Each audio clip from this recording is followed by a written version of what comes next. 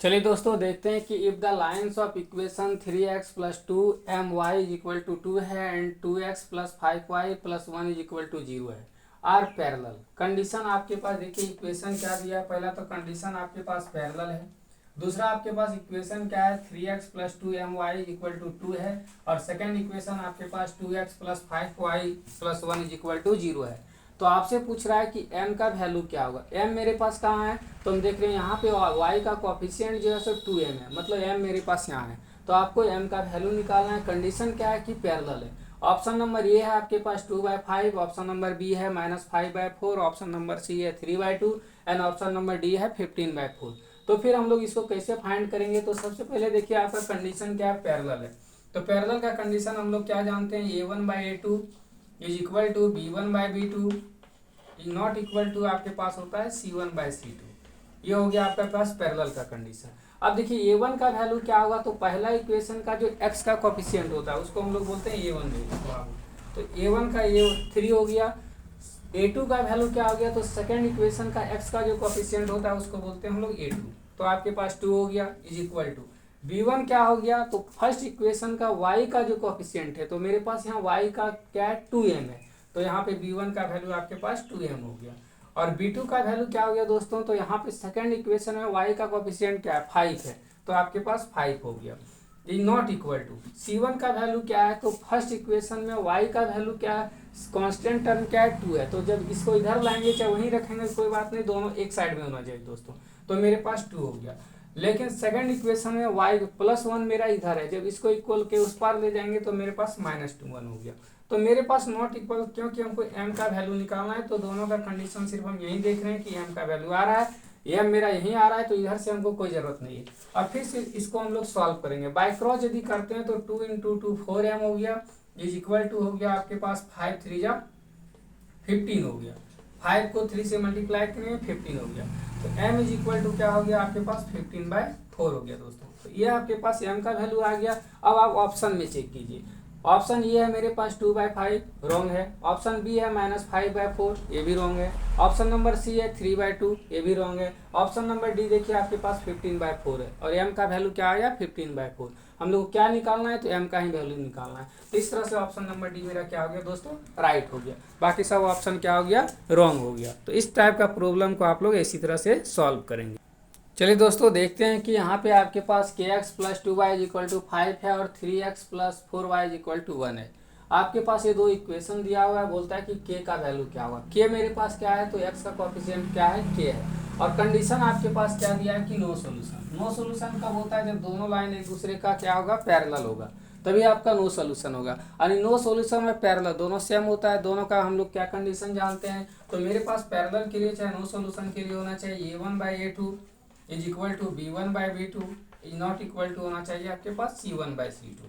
चलिए देखते हैं कि आपके पास कौन सा आता है कि a1 का वैल्यू मेरे पास क्या है, तो x का कोफिशिएंट क्या है k है। तो आपके पास a1 का वैल्यू ये k हो गया। a2 क्या है, तो x का कोफिशिएंट सेकंड इक्वेशन में x का कोफिशिएंट क्या है 3 है, तो a2 का वैल्यू 3 हो गया। b1 का वैल्यू क्या हो गया, तो फर्स्ट इक्वेशन में y का कोफिशिएंट क्या है 2 है। और b2 क्या हो गया, तो सेकंड इक्वेशन में y का कोफिशिएंट क्या है 4 हो गया। Then after not equal to c1 का वैल्यू आपके पास दोस्तों क्या है 5 और c2 का वैल्यू 1 है।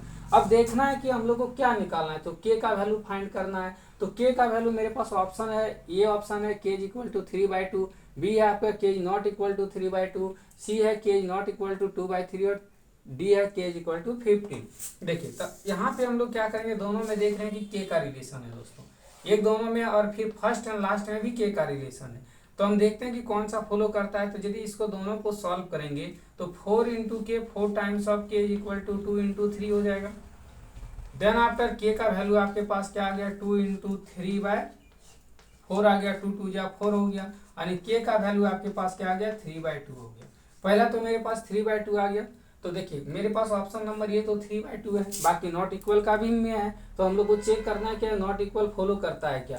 तो k/3 यदि हम लेते हैं दोस्तों, यहाँ पे ध्यान से देखिएगा कि k/3 नॉट इक्वल टू यदि हम लेते हैं 5/1, तो मेरे पास क्या होगा, बाय क्रॉस करेंगे तो k नॉट इक्वल टू 5 3 या 15 होता है। 15 तो है दोस्तों, लेकिन क्या है कि k नॉट इक्वल टू नहीं, k इक्वल टू 15 है। तो मेरे पास इक्वल में क्या आ रहा है 3/2 आ रहा है। तो ऑप्शन नंबर ये क्या हो गया राइट हो गया, बाकी सब ऑप्शन आपके पास क्या हो गया रॉन्ग हो गया। तो इस तरह से आपको चेक करके आप इसमें टिक लगाएंगे दोस्तों। चलिए दोस्तों देखते हैं कि इस टाइप का प्रॉब्लम, मान लीजिए कि x का वैल्यू 1 है, y का वैल्यू 2 है एंड आपके पास इक्वेशन दिया हुआ है A square X plus 2y minus 20 equal to 0। आर क्या बोल रहा है कंकरेंट। कंकरेंट क्या होता है दोस्तों, तो आपको इसमें क्या करना होगा, दोनों का सेम सॉल्यूशन होना चाहिए। तो इस टाइप का प्रॉब्लम को सॉल्व करने के लिए हम लोग क्या करेंगे, जबकि आपके पास 4 ऑप्शन है, ये 4 ऑप्शन में कोई एक ऑप्शन होगा, आपको टिक लगाना है। तो फिर क्या करेंगे इसको सॉल्व करने के लिए दोस्तों, तो आप देखिए कि मेरे पास इक्वेशन क्या दिया हुआ है, तो ये स्क्वायर एक्स है प्लस 2y है माइनस 20 इक्वल के इस पार ले जाएंगे तो प्लस 20 हो गया दोस्तों। यहाँ देखिए x का वैल्यू क्या है 1 है और y का वैल्यू क्या है 2 है। तो आप x का वैल्यू 1 पुट करें दोस्तों, तो यहाँ ये स्क्वायर इंटू 1 हो गया प्लस 2 इंटू क्या हो गया दोस्तों 2 हो गया इक्वल टू 20 हो गया। तो ये आपके पास देखिए ये स्क्वायर हो गया 2 2 या 4 हो गया इक्वल टू क्या आ गया 20 आ गया।